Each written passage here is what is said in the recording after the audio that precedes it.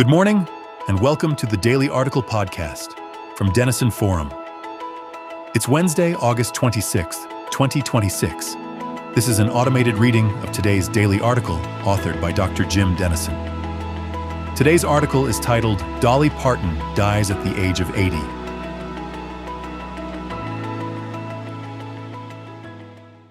In 2019, the New York Times ran an article under the headline, Is there anything we can all agree on? Yes, Dolly Parton. Today, we can all agree that her passing Tuesday is a true cultural moment. According to her representative, she died after a brief battle with cancer at a hospital in Nashville. What explains her impact on millions of lives today? It's not just her astounding achievements.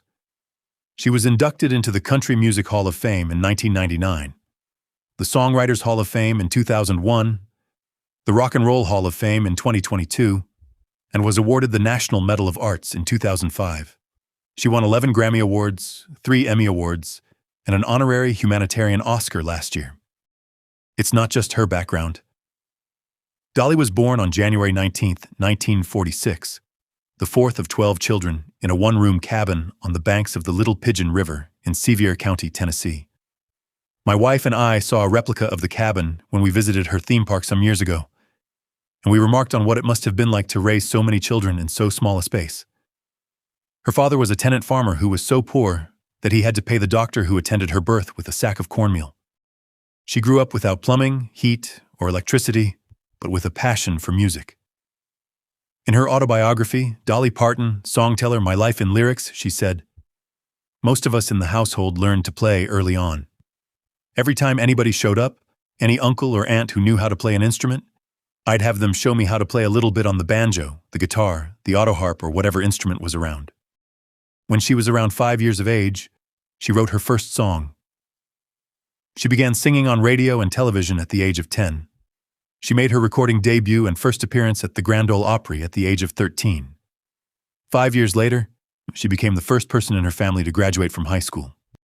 She went on to record roughly 90 top 40 country hits. The best-selling country music artist of all time, she sold more than 160 million records worldwide and wrote more than 3,000 songs. Upon hearing of her death, President Trump ordered all American flags to be flown at half-mast for 1 week in her memory. As much as the world knew Dolly Parton for her music, it was her faith that empowered what she wrote, sang, and did. A few years ago, a Chicago church devised an entire preaching series around her life and lyrics. Her grandfather was a Pentecostal preacher. In the Netflix series Dolly Parton's Heartstrings, she recalls how an older woman at church told her God had anointed her. A prophecy, she said, triggered a faith in me and drove her to serve God with her music. She said, "Every single day, before I do anything, I wake up and I thank God." She added, "I always pray that He'll let me uplift mankind and glorify Him."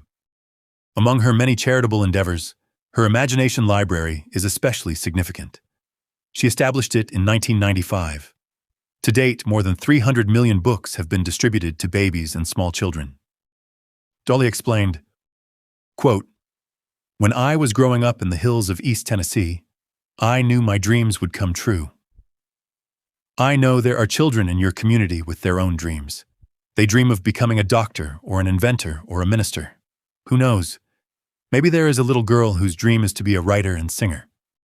The seeds of these dreams are often found in books, and the seeds you help plant in your community can grow across the world." End quote.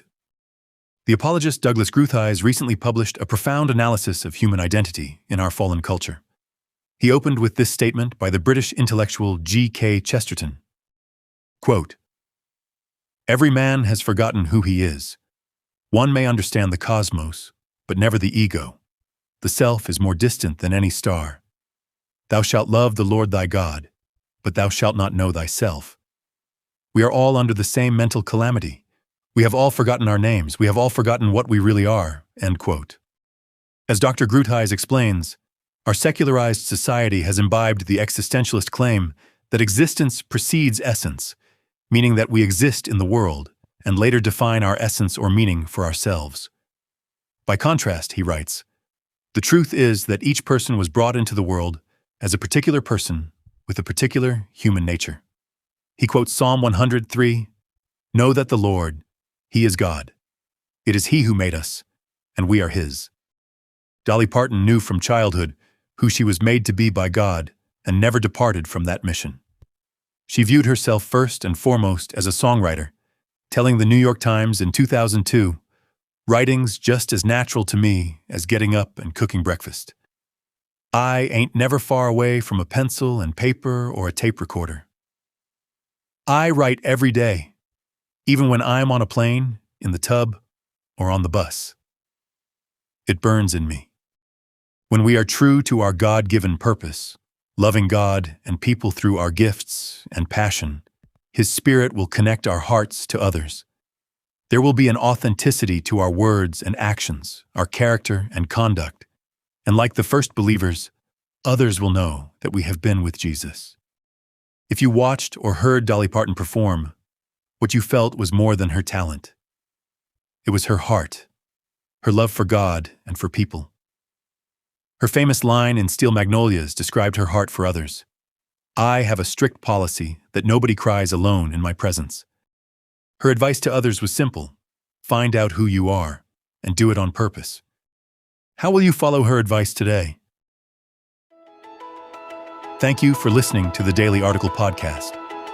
For links, scripture references, or to find out more about Denison Forum, visit us at denisonforum.org or click the link in today's show notes.